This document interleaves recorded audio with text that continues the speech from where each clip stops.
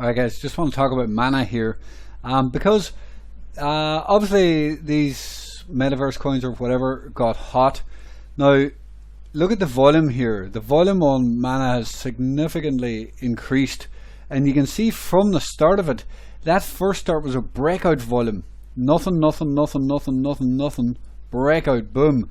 But it was also a 10-minute apex breakout, right? On top of a large base. We put in a large base, an apex 10-minute breakout, rolled up higher, boom, volume kicked in, and whales started to get on board.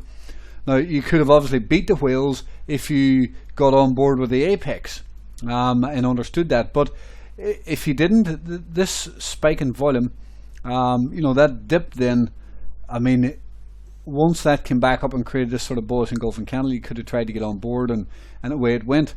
Now at this point there is a potential short up here. We'll see how this plays out, because well, I was going to say if it dips too much, and then it depends on how it performs.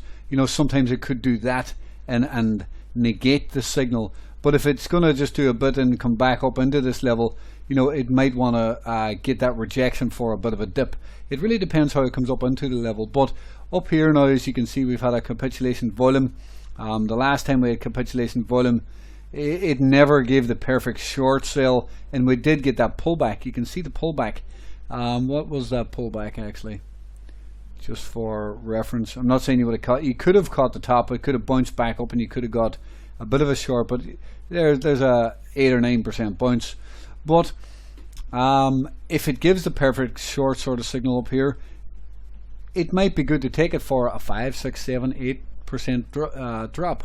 But it's good to note that this may be happening on a regular occurrence on a lot of coins now, because coins are starting to get hot. When these breakout volumes get hot, we can look for a continuation in the trend to the upside.